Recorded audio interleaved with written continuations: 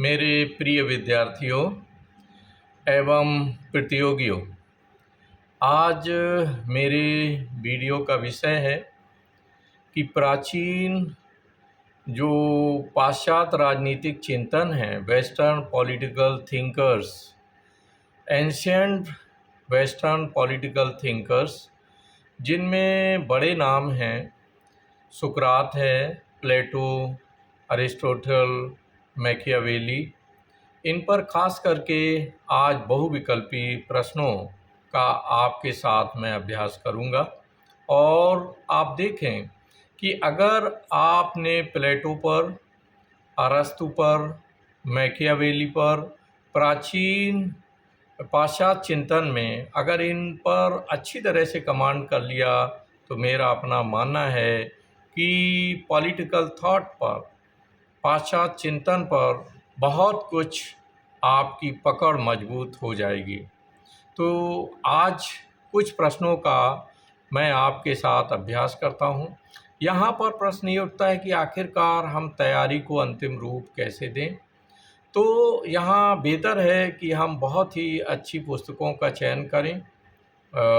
OP. गाबा से लेकर पाश्चात्य चिंतन में जीवन मेहता है, जे.पी. सूद है, इनकी रचनाओं का हम अध्ययन करें और क्रमशः हम अपने ऑब्जेक्टिव नोट्स भी बनाएं। आज मैं आपके साथ कुछ कोटेशंस, कुछ बुक्स और रचनाओं की बात करता हूं, और जब आप अपने नोट्स को अंतिम रूप दें तो ये खासकर उनकी रचनाएं प्रमुख कौन सी थी, उनका पीरियड क्या था, किस देश को वो बिलोंग करते थे, और इसके अलावा उनके जो प्रमुख कोटेशंस हैं, जो कथन हैं, स्टेटमेंट्स हैं, उनको हम खास करके अगर लिपिबद्ध करते हैं तो जाहिर है कि हमारा कॉन्फिडेंस भी बिल्डअप होगा और हम जो बहुविकल्पी प्रश्न हैं, मल्टीपल चॉइस क्वेश्चन, उनको सही तरह से अटेम्प्ट कर पाएंगे। तो चलिए आज प्राचीन पाश्चात्य चिंतकों में से कन्फ्यूशस के कुछ कथन पर भी मैं आपके साथ जो है चर्चा करूँगा। किसका कथन है कि बुराई को देखना और सुनना ही बुराई की शुरुआत है। ये कथन किसका है कि बुराई को देखना और सुनना ही बुराई की शुरुआत है। तो ये कथन जो है कन्फ्यूशियस का है। नेक्स्ट है कि कन्फ्यूशियस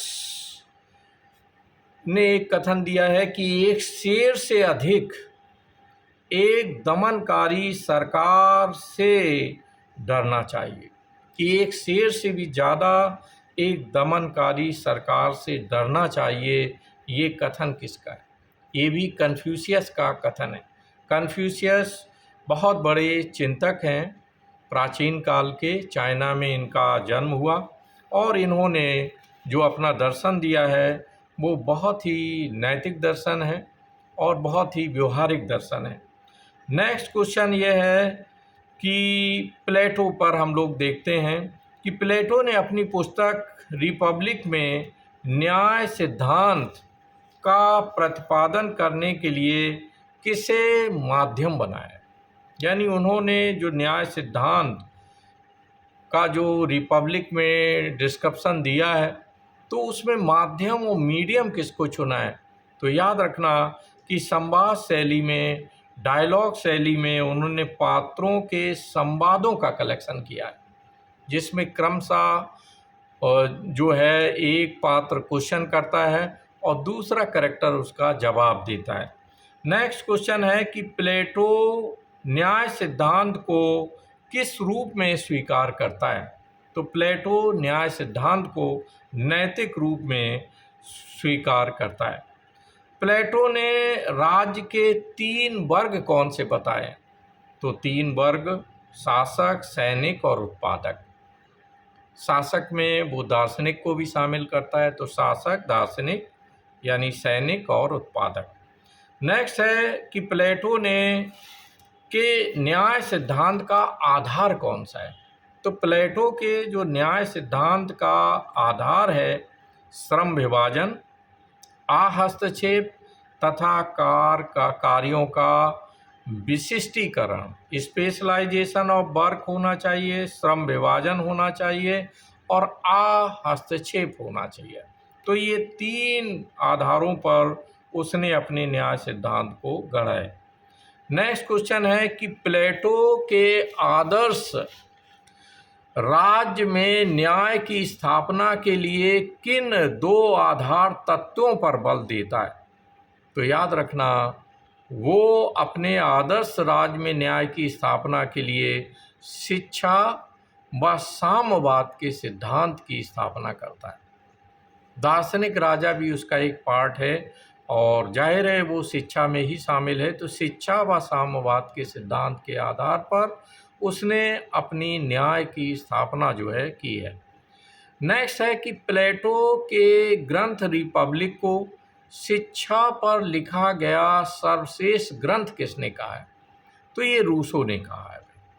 नेक्स्ट है, प्लेटो ने एक आदर्श राज्य की स्थिरता के लिए क्या आवश्यक बताया है? तो नागरिकों के श्रेष्ठ चरित्र, नागरिकों के श्रेष्ठ चरित्र को बताया। प्लेटो का कौन सा कथन आज भी यूनेस्को की प्रस्तावना का आधार बना हुआ है?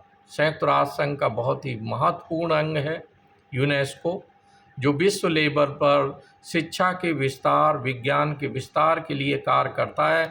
तो उसकी प्रस्तावना का आधार बना हुआ है प्लेटो का ये कथन कि शिक्षा मानसिक रोग का मानसिक उपचार है। वो कौन सी अकादमी थी? पहला एक यही आ जाए कि विश्व की पहली अकादमी किसने खोली? तो पहली अकेडमी जो है प्लेटो ने खोली थी। फिर एक प्रश्न ये पेपर सेटर बना सकता है कि वो कौन सा विद्वान है जो ये कहता है कि उसके एकेडमी में प्रवेश के लिए ज़रूरी है कि विद्यार्थी को गणित एवं दर्शन शास्त्र पर कमांड होना चाहिए, तर्क शक्ति उसकी अच्छी होनी चाहिए, है ना? तो ये प्लेटो का ही मानना था। नेक्स्ट क्वेश्चन है कि प्लेटो संपत्ति विषयक साम्यवाद का समर्थन किस आधार पर करता है? तो संपत्ति व्यक्ति पर प्रतिकूल प्रभाव डालती है, इसलिए उसने साम्यवाद का समर्थन संपत्ति के आधार पर किया है। नेक्स्ट है, प्लेटो परिवार के साम्यवाद की आवश्यकता पर किस कारण बल देता है? तो आप देखें, परिवार का मोह धन के मोह से अधिक प्रबल होता है, इसलिए वो परिवार के साम्यवाद की भी वकालत करता है। नेक्स्ट है कि प्लेटो ने आदर्श राज्य की कल्पना करते हुए किस तत्व की उपेक्षा की है? तो यहाँ हम कहेंगे कि उसने व्यवहारिकता की उपेक्षा की है। नेक्स्ट है, प्लेटो के आदर्श राज्य के आवश्यक तत्व कौन से हैं? तो आवश्यक तत्व हैं, आर्थिक तत्व हैं, सैनिक वर्ग है और दार्शनिक तत्व हैं। ये प्रमुख तत्व हैं। नेक्स्ट है, प्लेटो ने अपनी पुस्तक रिपब्लिक में न्यायपूर्ण आदर्श राज्य में शासन की बागडोर किस वर्ग को सौंपी है? तो दार्शनिक वर्ग को, फिलोसफर्स को उसने बागडोर सौंपने का समर्थन किया है। प्लेटो के साम्यवाद का जो सिद्धांत है वो किस तरह के शासन की स्थापना करता है? तो हम लोग याद रखेंगे कि वो कुलीन तंत्र की स्थापना पर बल देता है। निम्न में से कौन सा विचारक प्लेटो को मुक्त समाज का शत्रु मानता है? तो कार्ल पॉपर। अरस्तु ने, अब हम अरस्तु के कुछ प्रश्नों पर अभ्यास करेंगे। अरस्तु जिसने कहा कि राजनीति विज्ञान सर्वोच्च विज्ञान है, उसकी पुस्तक जो पॉलिटिक्स है, इसको हम अगर ये कहें कि राजनीति विज्ञान का सबसे महत्वपूर्ण सार ग्रंथ है, तो इसमें अतिशयोक्ति नहीं होगी। तो आप देखें, अरस्तु पर कुछ प्रश्न हैं कि राजनीति विज्ञान को एक स्वतंत्र विज्ञान का पद प्रदान करने का कार्य किस विद्वान ने किया है? तो ये अरस्तु ने किया है। अरस्तु ने कितने संविधानों का अध्ययन करके पॉलिटिक्स की रचना की? यानी उसने कितने संविधानों का अध्ययन किया?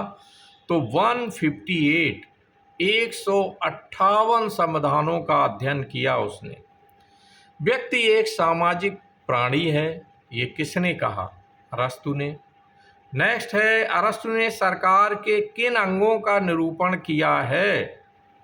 तो नीति निर्धारक, प्रशासकीय और न्यायिक, इन 3 अंगों का उसने निरूपण किया है। अरस्तु किस प्रकार के शासन में विश्वास करता है? तो हमें याद रखना है कि अरस्तु विधि के शासन पर सबसे ज़्यादा फोकस करता है। तो विधि का शासन। अरस्तु को संविधानवाद का जनक कहे जाने का कारण क्या है? तो कानून की सर्वोच्चता में विश्वास। अरस्तु ने राज्य को कैसा समुदाय स्वीकार किया है?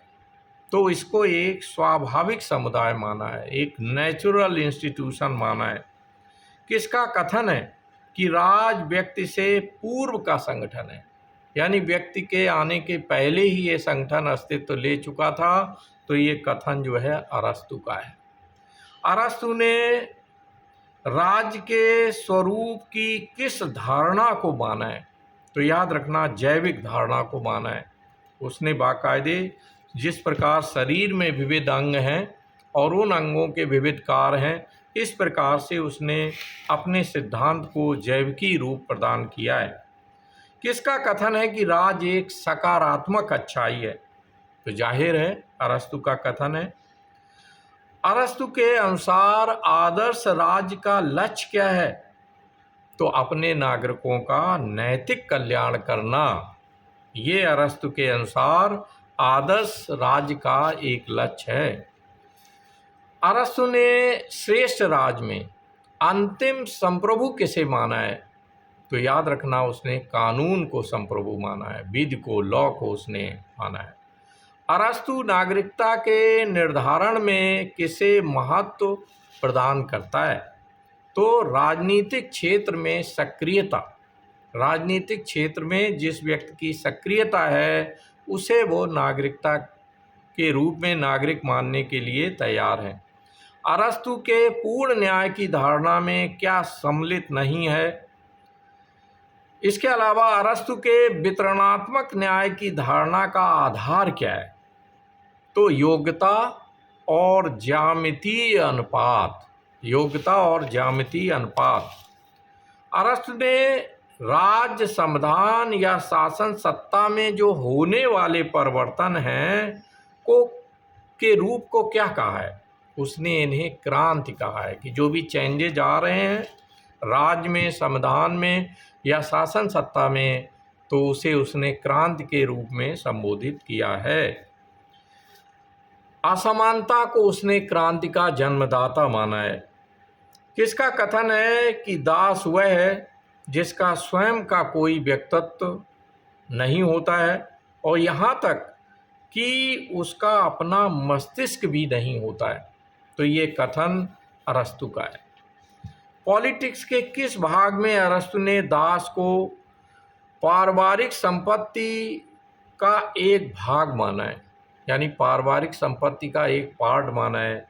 तो ये अपनी पुस्तक पॉलिटिक्स के प्रथम भाग में उसने ये वर्णन किया है। अरस्तु की दास प्रथा की आलोचना किस आधार पर की जा सकती है? तो एक तो दास प्रथा अप्राकृतिक है, यह जातीय अहंकार पर आधारित है और मानव समूह का विभाजन अवैज्ञानिक है। तो इन तीनों आधारों पर, उपरोक्त सभी के आधार पर आलोचना की जाती है। अब आप देखें मैकियावेली पर कुछ महत्वपूर्ण क्वेश्चन जो पूछे जा सकते हैं कि द प्रिंस किसकी रचना है? तो आप सभी को तैयार है कि ये मैकियावेली की रचना है।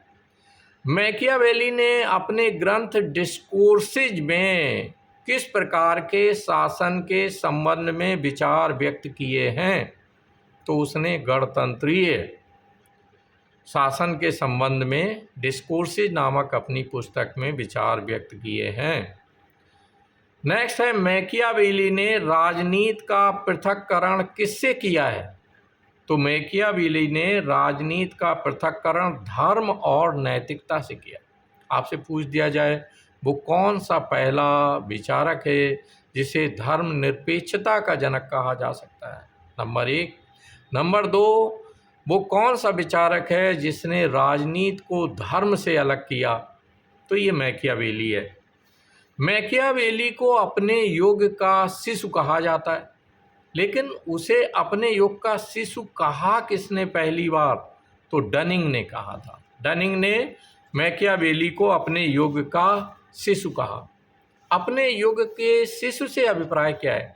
इससे अभिप्राय यह है कि मैकियावेली उसका जो युग था जिसमें वो पैदा हुआ, जिसमें उसने अपनी प्रिंस और डिस्कोर्सेज आदि रचनाएं लिखी, तो उस समय जो परिस्थितियां थीं राज व्यवस्था की, तो उन्हीं से वो प्रभावित था। इसीलिए उसे अपने युग का शिशु कहा जाता है।